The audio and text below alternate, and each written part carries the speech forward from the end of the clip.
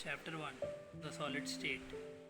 The vast majority of solid substances, like high temperature superconductors, biocompatible plastics, silicon chips, etc., are destined to play an ever expanding role in future development of science. From our earlier studies, we know that liquid and gases are called fluids because of their ability to flow. The fluidity in both of these states is due to the fact that the molecules are free to move about. On the contrary, the constituent particles in solids have fixed positions and can only oscillate about their mean positions. This explains the rigidity in solids. These properties depend upon the nature of constituent particles and the binding forces operating between them. The correlation between structure and properties helps in the discovery of new solid materials with desired properties. For example, carbon nanotubes are new materials that have potential to provide material that are tougher than steel, lighter than aluminium, and have more conductive property than copper. Such materials may play an expanding role in future development of science and society. Some other in future are high temperature superconductors, magnetic materials, biodegradable polymers for packaging, biocompliant solids for surgical implants, etc. Thus, the study of this state becomes more important in the present scenario. In this unit, we shall discuss different possible arrangements of particles resulting in several types of structures and explore why different type arrangements of structure units lend different properties to solids. We will also learn how these properties get modified due to the structural imperfections or by the presence of impurities in minute amounts. General characteristics of solid state. In class 11, you have learned that the matter can exist in three states, namely solid, liquid, and gas. Under a given set of conditions of temperature and pressure, which of these would be most stable state of a given substance depends upon the net effect of two opposing factors. These are intermolecular forces, which tend to keep the molecules or atoms or ions closer, and the thermal energy, which tends to keep them apart by making them move faster. At sufficiently low temperature, the thermal energy is low and intermolecular forces bring them so close that they cling to one another and occupy fixed positions. These can still oscillate about their mean positions and the substance exists in solid state. The following are the characteristic properties of the solid state. They have definite mass, volume and shape. Intermolecular distances are short. Intermolecular forces are strong. Their constituent particles have fixed positions and can only oscillate about their mean positions. They are incompressible and rigid. Amorphous and crystalline solids. Solids can be classified as crystalline or amorphous on the basis of the nature of order present in the arrangement of their constituent particles. A crystalline solid usually consists of large number of small crystals, each of them having a definite characteristic geometrical shape. The arrangement of constituent particles, atoms, molecules or ions in a crystal is ordered and repetitive in three dimensions. If we observe the pattern in one region of the crystal, we can predict accurately the position of particles in any other region of the crystal, however far they may be from the place of observation. Thus, crystal has a long range order, which means that there is a regular pattern of arrangement of particles which repeats itself periodically over the entire crystal. Sodium chloride and quartz are typical examples of crystalline solids.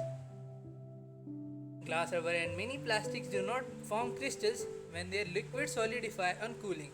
These are called amorphous solids. The term amorphous comes from Greek word amorphos, meaning no form. The arrangement of constituent particles in such solid has only short range order. In such an arrangement, a regular and periodically repeating pattern is observed over short distances only. Regular patterns are scattered and in between the arrangement is disordered. The structures of quartz and quart glass are shown, and in figure 1.1 A and B respectively. While the two structures are almost identical, yet in the case of amorphous quartz glass, there is no long range order. The structure of amorphous solids is similar to that of liquids. Due to constituent particles, the two types of solids differ in their properties.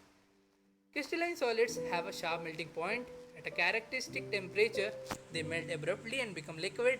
On the other hand, amorphous solids often melt and start flowing over a range of temperature and can be molded and blown into various shapes. Amorphous solids have the same structural features as liquids and are conveniently regarded as extremely viscous liquids. They may become crystalline at some temperature. Some glass objects from ancient civilization are found to be milky in appearance because of some crystallization. Like liquids, amorphous solids have a tendency to flow, though very slowly. Therefore, sometimes these are called pseudo-solids or supercooled liquids. Amorphous solids are isotropic in nature. Their properties such as mechanical strength, refractive index, electrical conductivity, etc. are all same in all directions. It is because there is no long range order in them and arrangement of particles is not definite along the directions. Hence, overall arrangement becomes equivalent in all directions. Therefore, value of any physical property would be same along any direction. Crystalline solids are anisotropic in nature.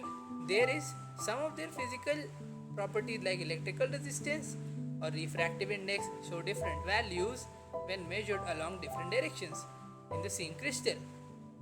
This arises from different arrangement of particles in different directions. This figure shows a simple two-dimensional pattern of arrangement of two kinds of atoms. Mechanical properties such as resistance to shearing stress might be quite different in two directions indicated in the figure. Deformation in CD of atoms displaces rho, which has two different type of atoms, while in AB direction rows made of one type of atoms are displaced. The difference between the crystalline solids and amorphous solids are summarized in the table. The difference in property is that crystalline solids have definite characteristic shape, whereas amorphous solids are irregular in shape. Melting point is fixed and sharp in crystalline solids, while amorphous solids have gradually softening range of temperature. The cleavage property, when cut into with a sharp edged tool, they split into two pieces and the surfaces are generated plain and smooth in the crystalline solids, while in amorphous solids, when it is cut with a sharp edged tool, they cut into two pieces with irregular surfaces. The heat of fusion is definite and characteristic enthalpy of fusion in crystalline solids. In amorphous solids, they do not have definite enthalpy of fusion. Anisotropy is present in crystalline solid and amorphous solids are isotropic in nature. They are true solids, crystalline solids, and amorphous solids are pseudo-solids or supercooled liquids. The order is long range order in crystalline solids and only short range order in amorphous solids. Besides crystalline and amorphous solids, there are some solids which apparently appear amorphous but have microcrystalline structure. They are called polycrystalline solids. Metals often occur in polycrystalline condition. Individual crystals are randomly oriented, so a metallic sample may appear to be isotropic even though a single crystal is anisotropic. Amorphous solids are useful materials. Glass, rubber, and plastic find many applications in our daily lives. Amorphous silicon is one of the best photovoltaic material available for conversion of sunlight into electricity. Classification of crystalline solids. In previous section we have learned about amorphous substances and that they have only short range order. However, most of the solid substances are crystalline in nature. For example, all the metallic elements like iron, copper and silver, non-metallic elements like sulfur, phosphorus and iodine, and compounds like sodium chloride, zinc sulfide and naphthalene form crystalline solids. Crystalline solids can be classified in various ways. The method depends on the purpose in hand. Here we will classify crystalline solids on the basis of nature of intermolecular forces or bonds that holds the constituent particles together. These are van der Waals forces, ionic bonds, covalent bonds, and metallic bonds. On this basis, crystalline solids are classified into four categories: molecular, ionic, metallic, and covalent solids. Let us learn about these categories. Molecular solids. Molecules are the constituent particles of the molecular solids. These are further subdivided into following categories: non-polar molecular solids. They comprise either atoms, for example argon and helium, or the molecules found by non-polar covalent bonds, for example hydrogen, chlorine, and iodine. In these solids, the atoms or molecules are held by weak dispersion forces or London forces, about which you have learned in class 11th. These solids are soft and non-conductors of electricity. They have low melting points and are usually in liquid or gaseous state at room temperature and pressure. Polar molecular solids. The molecules of substances like HCl, SO2, etc. are formed by polar covalent bonds. The molecules in such solids are held together by relatively stronger dipole-dipole interactions. These solids are soft and non-conductors of electricity. Their melting points are higher than those of non-polar molecular solids, yet most of those are gases or liquids under room temperature and pressure. Solid SO2 and solid NH3 are some examples of such solids. Hydrogen bonded molecular solids. The molecules of solids contain polar covalent bonds between H and F, O or N atoms. Strong hydrogen bonding binds molecules of such solids like H2O. They are non-conductors of electricity. Generally, they are volatile, liquid or soft solids under room temperature and pressure. Ionic solids. Ions are the constituent particles of ionic solids. Such solids are formed by three-dimensional arrangement of cations and anions bound by strong Coulombic electrostatic forces. These solids are hard and brittle in nature. They have high melting and boiling points. Since the ions are not free to move about, they are electrical insulators in solid state. However, in the molten state or when dissolved in water, the ions become free to move about and they conduct electricity. Metallic solids. Metals are orderly collection of positive ions surrounded by and held together by a sea of free electrons. These electrons are mobile and are evenly spread out through the crystal. Each metal atom contributes one or more electrons towards this sea of mobile electrons. These free and mobile electrons are responsible for high electrical and thermal conductivity of metals. When an electric field is applied, these electrons flow from the network of positive ions. Similarly, when heat is applied to one portion of a metal, the thermal energy is uniformly spread throughout by free electrons. Another important characteristic of metal is their luster and color in certain cases. This is also due to the presence of free electrons in them. Metals are highly malleable and ductile. Covalent or network solids. A wide variety of crystalline solids of nonmetals result from formation of covalent bonds between adjacent atoms throughout the crystal. They are called giant molecules. Covalent bonds are strong and directional in nature. Therefore, atoms are held very strongly at their positions. Such positions are very hard and brittle, and they have extremely high melting points and may even decompose before melting. They are insulators and do not conduct electricity. Diamond and silicon carbide are typical examples of such solids. Although graphite also belongs to this class of crystals, but it is soft and is a conductor of electricity. Its exceptional properties are due to its typical structure. Carbon atoms are arranged in different layers, and each atom is covalently bonded to three of its neighboring atoms in the same layer. The fourth valence electrons of each atom is present between different layers and is free to move about. These free electrons make graphite a good conductor of electricity. Different layers can slide one over the other. This makes graphite a soft solid and a good solid lubricant. The different properties of the four types of solids are listed below.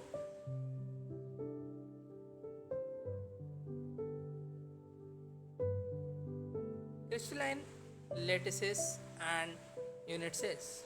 You must have noticed that when tiles are placed over cover of floor and repeated pattern is generated.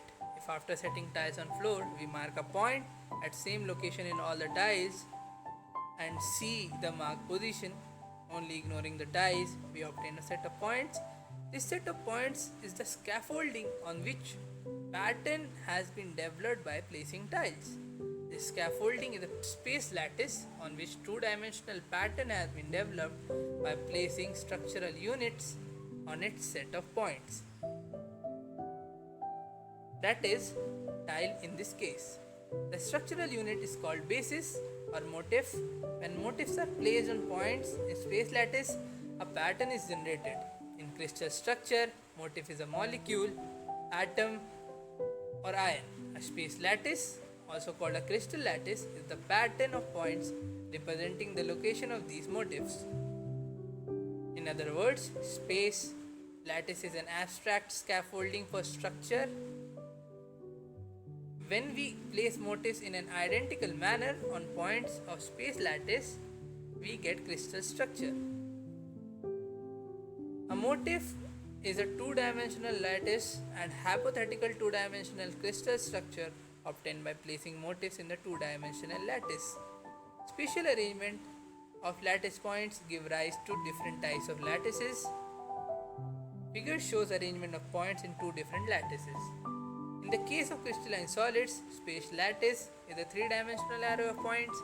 A crystal structure is obtained by associating structural motifs with lattice points. Each repeated basis or motif has same structure and same spatial orientation as other one in a crystal. The environment of each motif is same throughout the crystal except for on surface. Following are the characteristics of crystal lattice. Each point in a lattice is called lattice point or lattice site. Each point in a crystal lattice represents one constituent particles, which may be an atom or a molecule or an ion. Lattice points are joined by straight lines to bring out the geometry of the lattice. We need only a small part of space lattice of a crystal to specify crystal completely. This small part is called unit cell. One chooses unit cell in many ways. Normally the cell is chosen which is the perpendicular sides of shortest length, and one can construct entire crystal by translational displacement of the unit cell in 3 dimension. Movement of unit cell in a 2D lattice to construct the entire crystal structure. Also, two unit cells have shapes that these fill the whole lattice without leaving space between cells. In 2 dimensional of parallelogram with side of length A and B and an angle R between these sides is chosen as unit cell. Possible unit cells in 2 dimension are shown. A portion of dimensional crystal lattice and its unit cell is shown. In the 3-dimensional crystal structure, unit cell is characterized by its dimension along the 3 edges A, B and C. These edges may be or may not be mutually perpendicular, and angles between them, alpha, beta and gamma. Thus a unit cell is characterized by 6 parameters A, B, C, alpha, beta and gamma. These parameters of a typical unit cell are shown in figure. Primitive and centered unit cells. Unit cells can be broadly divided into 2 categories: primitive and centered unit cell. Primitive unit cell, when constituent particles are present only on the corners of the unit cell, it is called primitive unit cell. Centered unit cell, when a unit cell contains one or more constituent particles present at positions other than corners in addition to those at corners, it is called a centered unit cell. Centered unit cell of 3 types: body centered unit cell, face centered unit cell and end centered unit cell. Such a unit cell contains one constituent particle at its body center besides the one that are its corner, that is body centered unit cell. Such a unit cell that contains one constituent particle present at the center of each face besides the one that are at its corner is called face centered unit cell. In such a unit cell, One constituent particle is present at the center of any two opposite faces besides the ones present at its corner. It's called end centered unit cell. Inspection of a wide variety of crystals leads to the conclusion that all can be regarded as conforming to one of the seven regular figures. These basic regular figures are called seven crystal systems, to which system a given crystal belongs to is determined measuring the angles between its faces and deciding how many axes are needed to define the principal feature of its shape. French mathematician Bravais showed that there are only 14 possible three-dimensional lattices. These are called Bravais lattices. Unit cells of these lattices are shown in the following box. The characteristics of the primitive unit cells along with the centered unit cells they can form has been listed in table.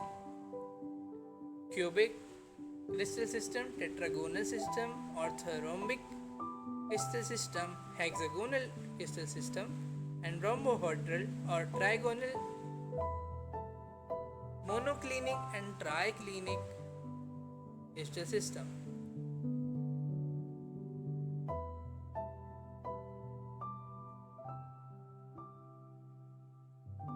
Number of atoms in a unit cell.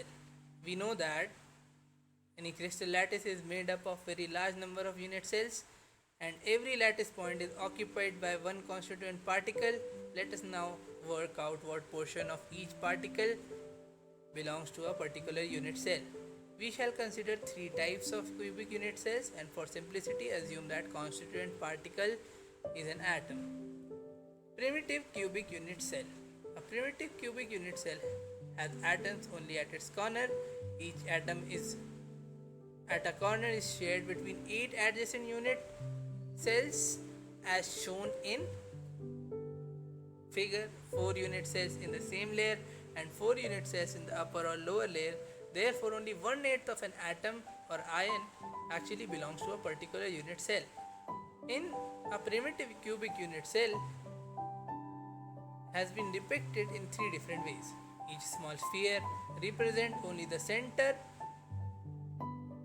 of the particle occupying that position and not its actual size.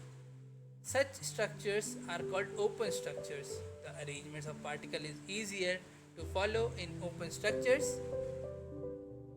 Figure depicts space filling representation of the unit cell and actual particle size in figure 1.13c shows the actual portion of different atoms present in a cubic cell.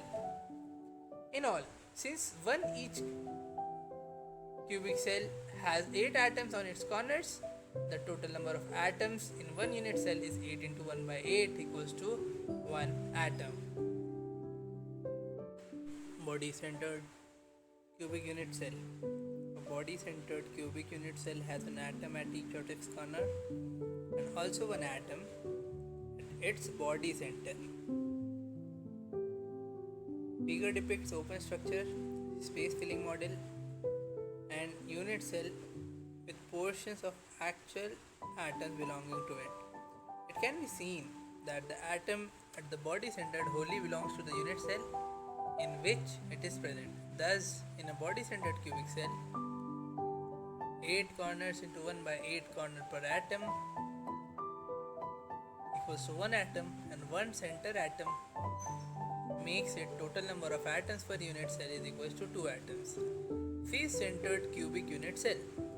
A face-centered cubic unit cell contains atoms at all the corners and at the center of all the faces of the cube. It can be seen in the figure each atom is located at the face center is shared between 2 adjacent unit cells and only 1 by 2 belong to a unit cell. Figure depicts open structure, space filling model and the unit cell with portion of atoms actually belonging to it. Thus, in a face-centered cubic unit cell, 8 corner atoms into 1 by 8 atom per unit cell is equals to 1 atom. 6 face-centered atoms into 1 by 2 atom per unit cell is equals to 3 atoms. Therefore, total number of atoms per unit cell is equals to 4 atoms. Close packed structures. In solids, the constituent particles are close packed, leaving the minimum vacant space. Let us consider the constituent particles as identical hard spheres and build up the three-dimensional structure in 3 steps.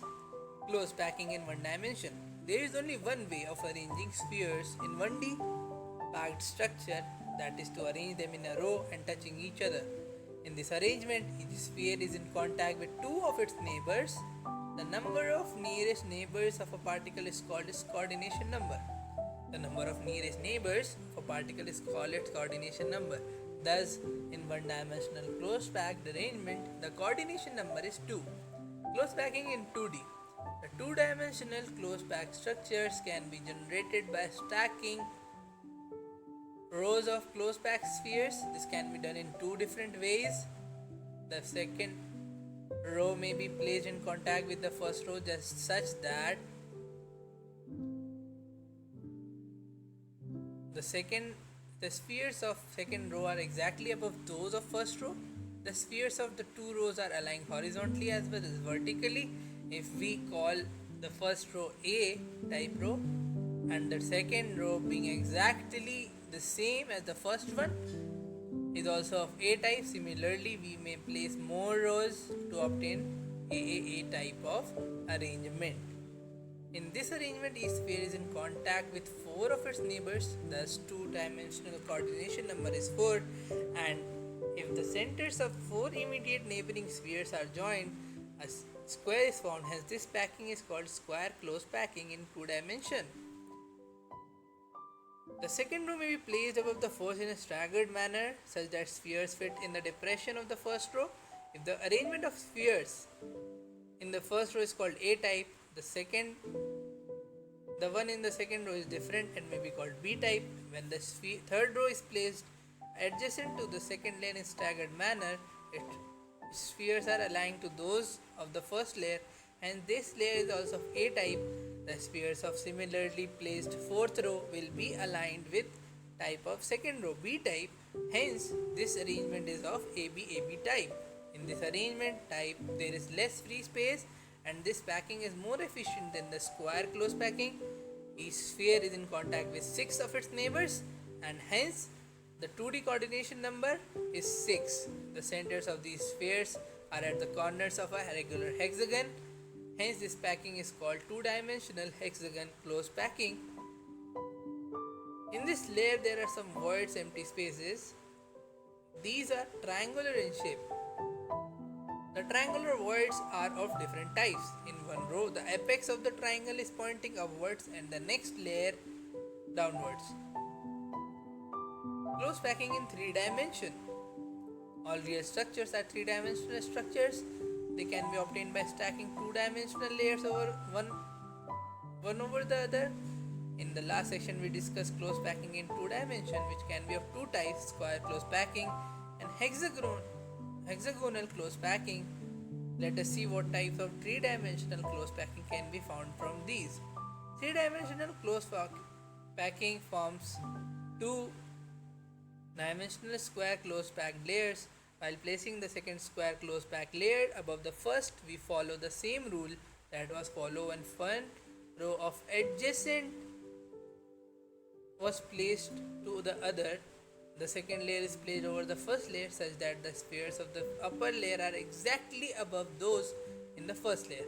In this arrangement, spheres of both the layers are perfectly aligned horizontally as well as vertically. Similarly, we may place more layers one above the other.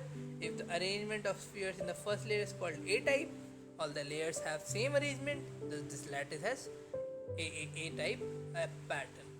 The lattice thus generated is simple cubic lattice, and its unit cell is the primitive cubic unit cell.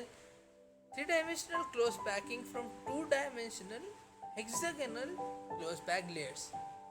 3-dimensional close packed structure can be generated by placing layers one over the other, placing second layer over the first layer.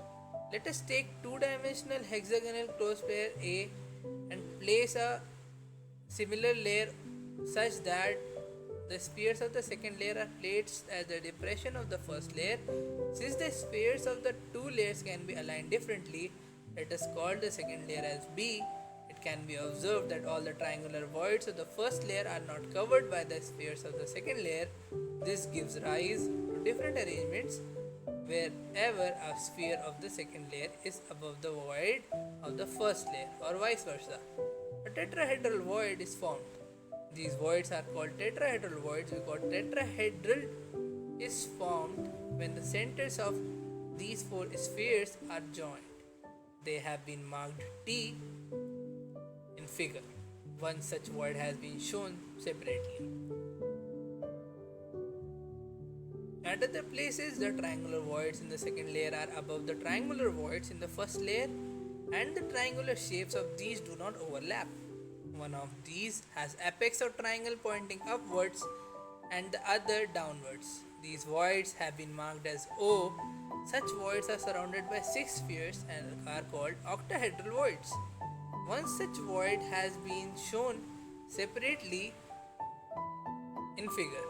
The number of these two types of voids depend on the number of closed back spheres.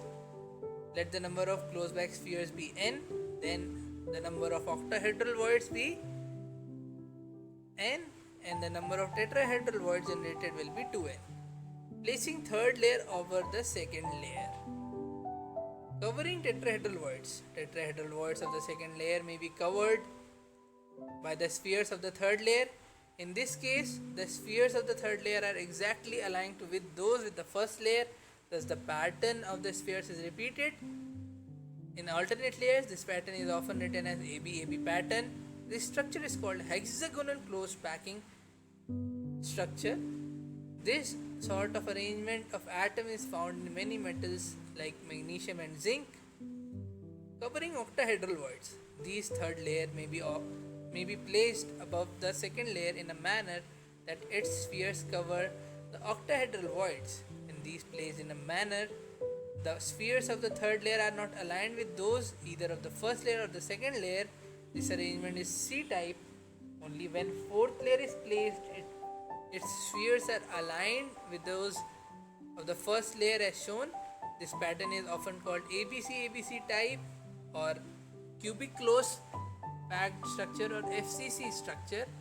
Metals such as copper and silver crystallize in this structure. Both these types of close packing are high efficient and 74% space in the crystals is filled. In either of them, each sphere is in contact with 12 spheres. Thus, the coordination number is 12 in either of the two structures. Formula of a compound and number of voids filled. Earlier in the section, we have learned that when particles are close packed, resulting in either CCP or HCP structure, two types of voids are generated. While the number of octahedral voids present in the lattice is equal to number of close packed particles, the number of tetrahedral voids generated is twice this number. In ionic solids, the bigger ions, usually anions, form the close packed structures, and the smaller ions, called cations, occupy the voids. If the latter ion is small enough, then tetrahedral voids are occupied. If bigger, then octahedral voids. All octahedral or tetrahedral voids are not occupied.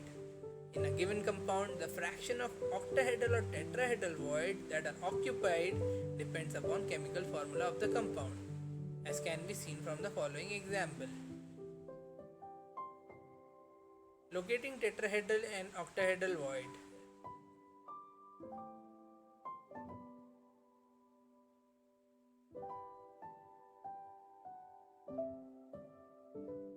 Packing efficiency. In whatever way the constituent particles are packed, there is always some free space in the form of voids. Packing efficiency is the percentage of total space filled by the particles. Let us calculate the packing efficiency in different types of structures. Packing in HCP and CCP structure. Both types of close packing are equally efficient. Let us calculate efficiency in CCP structure. Let the unit cell H length be A and face diagonal AC equals to B. In triangle ABC, AC square equals to B square equals to BC square plus AB square, that is equals to 2A square. B equals to root 2A. If R is the radius of sphere, we find that B equals to 4R is equals to root 2A, or A equals to 2 root 2R. Or we can also write R equals to A by 2 root 2. We know that each unit cell in CCP structure has effectively 4 spheres. Thus volume of 4 spheres is equal to 4 into 4 by 3 pi r cube, and volume of cube is A cube, or 2 root 2 r cube. Therefore packing efficiency is equals to volume occupied by 4 spheres in unit cell into 100 by total volume of unit cell, which is equals to 74%. Efficiency of packing in body-centered cubic structures. It is clear that the atom of the center will be touched in diagonally from the other two atoms. In triangle EFD, B square equals to A square plus A square equals to 2A square, B is equals to root 2A. Now in triangle AFD, C square equals to A square plus B square, that is equals to 3A square. C is equals to root 3A. Now root 3A is equals to 4R. Since the length of the body of body diagonal is equal to 4R, where R is the radius of sphere of atom, all the three spheres along the diagonal touch each other. Hence R is equals to root 3 by 4A. In this type of structure, total number of atoms is 2 and their volume is 2 into 4 by 3 pi r cube. Volume of a cube is A cube, that will be 4 by 3 root 3 r cube, or A cube is equals to 4 by root 3 r whole cube. Therefore packing efficiency will be equals to volume occupied by 2 spheres into 100 by total volume of the cell, that is equals to 68%. Packing efficiency in simple cubic lattice. In simple cubic lattice, the atoms are located on the corners of the cube. The particles touch each other along the edge, thus edge length or side of the cube A and the radius of each particle are related as A is equals to 2R. A cube is equals to 8R cube, that is the volume of cubic unit cell. Since a simple cubic unit cell contains only one atom, the volume is occupied by space is 4 by 3 pi r cube. Therefore packing efficiency is volume of one atom upon volume of cubic cell into 100, that is equals to 15.36%, that is equals to 52.4%. Thus we conclude that CCP and HCP structure have maximum packing efficiency. Calculations involving unit cell dimensions. From the unit cell dimension, it is possible to calculate the volume of unit cell. Knowing the density of metal, we can calculate the mass of atoms in the unit cell. The determination of mass of a single atom gives an accurate method of determination of Avogadro constant. Suppose H length of a unit cell of a cubic crystal determined by X-ray diffraction is A, D is density and solid substance, and M is the molar mass. In case of cubic crystal, volume of unit cell is equals to A cube, mass is equals to number of atoms into mass of each atom, that is Z into M. Mass of an atom represented in the unit cell is M by NA. Therefore mass density of unit cell is equals to mass of unit cell upon mass of volume of unit cell, which is equals to Z into M upon A cube into NA, or D is equals to Zm upon A cube into Na. Remember, the density of unit cell is same as density of the substance. The density of solid can always be determined by other methods. Out of the 5 parameters, if any 4 are known, we can determine the 5th. Imperfections in solids. Although crystalline solids have short range as well as long range order in the arrangement of their constituent particles, yet crystals are not perfect. Usually a solid consists of an aggregate of large number of small crystals. These small crystals have defects in them. This happens when crystallization process occurs at fast or moderate rate. Single crystals are formed when the process of crystallization occurs at extremely slow rate. Even these crystals are not free of defects.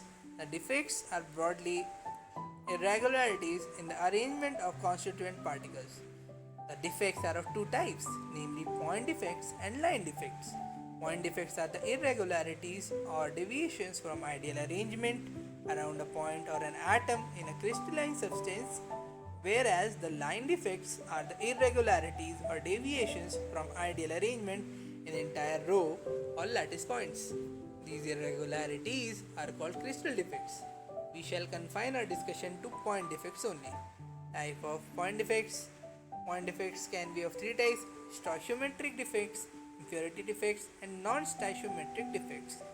Stoichiometric defects, these are the point defects that do not disturb the stoichiometry of the solid. These are also called intrinsic or thermodynamic effects. Basically, these are of two types: vacancy defects and interstitial defect. Vacancy defect: when some of the lattice sites are vacant, the crystal is said to have vacancy defect. This results in decrease in density of the substance. This defect can also develop when the substance is heated. Interstitial defect: when some constituent particles occupy an interstitial site, the crystal is said to have interstitial defect. This defect increases the density of the substance.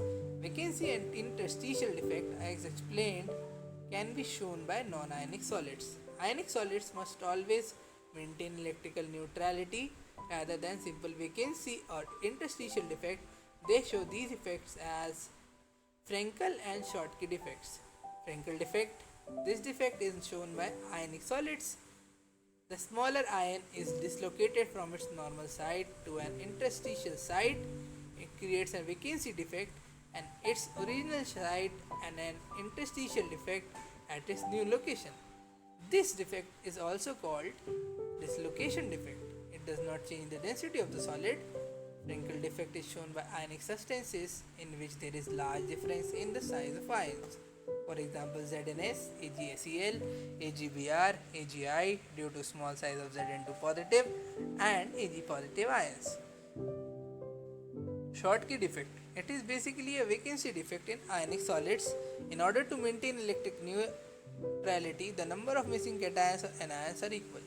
Like simple vacancy defect, Schottky defect also decreases the density of the substance. Number of such defects in ionic solids is quite significant. For example, in NaCl there are approximately 10 to the power 6 Schottky pairs per centimeter cube at room temperature. In 1 centimeter cube there are about 10 to the power 22 ions. Thus there is one Schottky defect per 10 to the power 16 ions. Schottky defect is shown by ionic substances in which the cation and anion are almost similar sizes. For example, NaCl, KCl, CSCl and AgBr. It may be noted that AgBr shows both Frenkel as well as Schottky defects. Impurity defects: if molten NaCl containing a limit amount of SrCl2 is crystallized, some of the sites of Na positive ions are occupied by Sr2 positive. Each Sr2 positive replaces two Na ions. This occupies the site of one ion and other remains vacant. The cationic vacancies thus produced are equal to the number of Sr2 positive ions. Another similar example is solid solution of CdCl2 and AgCl. Non-stoichiometric defects: the defects discussed so far do not disturb the stoichiometry of the crystalline substance. However, a large number of non-stoichiometric inorganic solids are known which contain the constituent elements in non-stoichiometric ratio due to types of defects in their crystal structures. These defects are of two types: metal excess defect and metal deficiency defect. Metal excess defect due to anionic vacancies. Alkali halides like NaCl and KCl show this type of defect. When crystals of NaCl are heated in atmosphere of sodium vapor, the sodium atoms are deposited on the surface of the crystal. The Cl negative combines to the surface of the crystal and combine with Na atoms to give NaCl. This happens by loss of electrons by sodium atoms to give Na positive ions. The released electrons diffuse into the crystal and occupy anionic sites. As a result, the crystal occupy the anionic sites occupied by unpaired electrons are called F centers. From the German word Farbcenter for color center, they impart yellow color to the crystal of NaCl. The color results by excitation of these electrons when they absorb energy from the visible light falling on the crystal. Similarly, excess of lithium makes LiCl crystal pink and excess of potassium makes KCl crystal violet or lilac. Metal X is defect due to presence of extra cations at interstitial site. Zinc oxide is white in color at room temperature. On heating it, loses oxygen and turns yellow. Zn on heating gives Zn2 positive plus half O2 plus 2 electrons. Now there is excess of zinc in the crystal and its formula becomes Zn1 plus XO. The excess Zn2 positive ions move to interstitial sites and the electrons to neighboring interstitial sites. Metal deficiency defect. There are many solids which are difficult to prepare in the stoichiometric composition and contains less amount of metal as compared to the stoichiometric proportion. A typical example of this type is FeO, which is mostly found with a composition of Fe.950. It may actually range from Fe.930 to Fe.960. In crystals of FeO, the Fe2 positive ions are missing and the loss of positive charge is made up by presence of required number of Fe3 positive ions. Electrical properties. Solids exhibit an amazing range of electrical conductivities extending over 27 orders of magnitude, ranging from 10 to the power minus 20 to 10 to the power 7 ohm inverse meter inverse. Solids can be classified into three types on the basis of their conductivities. Gaseous conductors. The solids with conductivity range between 10 to the power 4 and 10 to the power 7 ohm meter inverse are called conductors. Metals have conductivities of the order 10 to the power 7 ohm inverse meter inverse are good conductors. Insulators. These are solids with very low conductivities ranging between 10 to the power minus 20 to 10 to the power minus 10 ohm inverse meter inverse. Semiconductors. These are the solids with conductivities in intermediate range from 10 to the power minus 6 to 10 to the power 4 ohm inverse meter inverse. Conduction of electricity in metals. A conductor may conduct electricity through movement of electrons or ions. Metallic conductors belong to former category and electrolytes to the latter. Metal conducts electricity in solid as well as molten state. The conductivity of metals depend upon the number of valence electrons available per atom. The atomic orbitals of metal atoms form molecular orbitals which are so close in energy to each other as to form a band.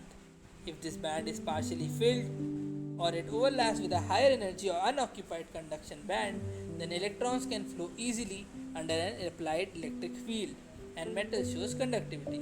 If the gap filled valence band and the next higher unoccupied band is large, electrons cannot jump to it and such a substance has a very small conductivity and behaves as an insulator.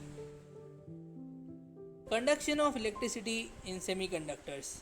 In semiconductors, the gap between valence bond and conduction band is small. Therefore, some electrons may jump to conduction band and show some conductivity. Electrical conductivity of semiconductors increases with rise in temperature, since more electrons can jump to the conduction band. Substances like silicon and germanium show this type of behavior and are called intrinsic semiconductors. The conductivity of these intrinsic semiconductors is too low to be of practical use. Their conductivity is increased by adding an appropriate amount of suitable impurity. This process is called doping. Doping can be done with an impurity which is an electron rich or electron deficient as compared to intrinsic semiconductor silicon or germanium. Such impurities introduce electronic defects in them. Electronic rich impurities, silicon and germanium, belong to group 14 of the periodic table and have 4 valence electrons each. In their crystals, each atom forms 4 covalent bonds with its neighbor. When doped with a group 15 element like P or As, which contains 5 valence electrons, they occupy some of the lattice sites in silicon or germanium crystal.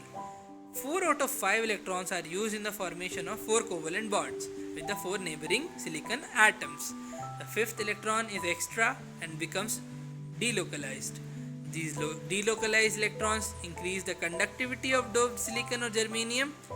Here the increase in conductivity is due to the negatively charged electron. Hence, silicon doped with electron-rich impurity is called anti-semiconductor. Electron deficit impurities. Silicon or germanium can be doped with a group 13 element like BaL or Ga, which contains only 3 valence electrons. The place where the fourth valence electron is missing is called electron hole or electron vacancy. Electron from a neighboring atom can come and fill the electron hole, but in doing so, it would leave an electron hole at its original position. If it happens, it would appear as if electron hole has moved in the direction opposite to that of electron that filled it under the influence of electric field. Electrons would move towards the positively charged plate through electronic holes, but it would appear as if electron holes are positively charged and are moving towards negatively charged plate. This type of semiconductors are called p-type semiconductor. Applications of n-type and p-type semiconductors. Various combinations of n-type and p-type semiconductors are used by making electronic components. Diode is a combination of n-type and p-type semiconductors and is used as a rectifier. Transistors are made by sandwiching a layer of one type of semiconductor between two layers of the other type of semiconductor. NPN and PNP type of transistors are used to detect or amplify radio or audio signals. The solar cell is an efficient photodiode used for conversion of light energy into electrical energy. Germanium and silicon are group 14 elements and therefore have a characteristics of valence of 4 and 4 form 4 bonds as in diamond. A large variety of solid state materials have been prepared by combination of 13 and 15 or 12 and 16 to simulate average valence of 4 as in Ge or silicon. Typical compounds of 13 to 15 are INSB, ALP and GaAs, gallium arsenide. Semiconductors have very fast response and have revolutionized the design of semiconductor devices. ZNS, CDS, CDSE and HDTE are examples of 12 to 16 compounds. In these compounds, the bonds are not perfectly covalent and the ionic in character depends on electronegativities of the two elements. It is interesting to learn that the transition of melted oxides show marked differences in electrical properties. TiO, CrO2 and ReO3 behave like metals. Rhenium oxide, ReO3, is metallic copper in its conductivity and appearance. Certain other oxides like VO, VO2, VO3 and TiO3 show metallic or insulating properties depending on the temperature. Magnetic properties. If the substance has some magnetic properties associated with it, the origin of these properties lies in the electrons. Each electron in the atom behaves like a tiny magnet. Its magnetic moment originates from two types of motion: its orbital motion around the nucleus and its spin around its own axis. Electron being charged particle and undergoing these motions can be considered as a small loop of current which possesses a magnetic moment. Thus, each electron has a permanent spin and an orbital magnetic moment associated with it. Magnitude of this magnetic moment is very small and is measured in the unit called Bohr magnetron. It is equal to 9.27 into 10 to the power minus 4 ampere meter square. On the basis of their magnetic properties, substances can be classified into 5 categories: paramagnetic, diamagnetic, ferromagnetic, antiferromagnetic and ferrimagnetic. Paramagnetism. Paramagnetic substances are weakly attracted by a magnetic field. They are magnetized in a magnetic field in the same direction. They lose their magnetism in the absence of magnetic field. Paramagnetism is due to presence of one or more unpaired electrons which are attracted by the magnetic field. O2, copper 2 positive, iron 3 positive, chromium 3 positive are some examples of such substances. Diamagnetism. Diamagnetic substances are weakly repelled by a magnetic field. H2O, NaCl, Ca6, H6 are some examples of such substances. They are weakly magnetized in a magnetic field in opposite direction. Diamagnetism is shown by those substances in which all the electrons are paired and there are no unpaired electrons. Pairing of electrons cancels their magnetic moments and they lose their magnetic character. Ferromagnetism. A few substances like iron, cobalt, nickel, gadolinium, and chromium oxide are attracted very strongly by a magnetic field. Such substances are called ferromagnetic substances. Besides strong attractions, these substances can be permanently magnetized. In solid state, the metal ions of ferromagnetic domains ferromagnetic substances are grouped together into a small region called domains. Thus each domain acts as a tiny magnet. In an unmagnetized piece of ferromagnetic substance, the domains are randomly oriented and their magnetic moments get cancelled. When the substance is placed in a magnetic field, all the domains get oriented in the direction of magnetic field and strong magnetic effect is produced. This ordering of domains persists even after the magnetic field is removed and the ferromagnetic substance becomes a permanent magnet. Antiferromagnetism. Substances like MnO showing antiferromagnetism have domain structure similar to ferromagnetic substance, but their domains are oppositely oriented and cancel out each other magnetic moment. Ferrimagnetism. Ferrimagnetism is observed when the magnetic moments of the domains in the substance are aligned in parallel and anti-parallel directions in unequal numbers. They are weakly attracted by magnetic field as compared to ferromagnetic substances. Magnetite and ferrites like magnesium Fe2O4 and Zn Fe2O4 are examples of such substances. These substances also lose ferromagnetism on heating and become ferromagnetic. Summary. Solids have definite mass, volume and shape. This is due to the fixed position of their constituent particles, short distances and strong interactions between them. In amorphous solids, the arrangement of constituent particles has only short range order and consequently they behave like supercooled liquids, do not have sharp melting points and are isotropic in nature. In crystalline solids, there is long range order in the arrangement of their constituent particles. They have sharp melting points, are anisotropic in nature and their particles have characteristic shape. Properties of crystalline solids depend upon the nature of interactions between the constituent particles.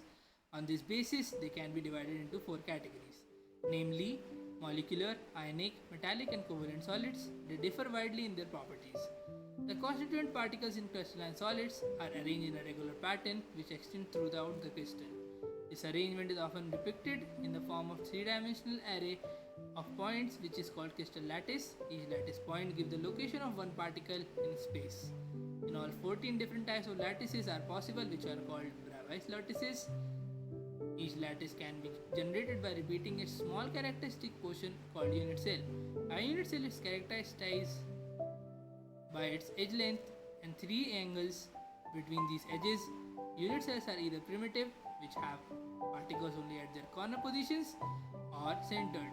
The centered unit cell have additional particles at their body centered, at the center of each face centered, or at the center of two opposite faces, end centered. There are 7 types of primitive unit cells. Taking centered unit cells also into account, there are 14 types of unit cells in all, which result in 14 Bravais lattices. Close packing of particles result in 2 highly efficient lattices, hexagonal close packing and cubic close packing. The latter is also called face-centered cubic lattice. In both of these packing, 74% space is filled. The remaining space is in presence of 2 types of voids, octahedral voids and tetrahedral voids. Other types of packing are not close packing and have less efficient packing of particles. While in body-centered cubic lattice, 68% space is filled, and simple cube lattice, only 52.4% space is filled. Solids are not perfect in structure, they are different in perfections or defects in them. Point defects and line defects are common type of defects. Point defects are of 3 types: stoichiometric defects, impurity defects, and non-stoichiometric defects. Vacancy defects and interstitial defects are of 2 basic types: stoichiometric point defects in ionic solids These defects are present as Frenkel and Schottky defects.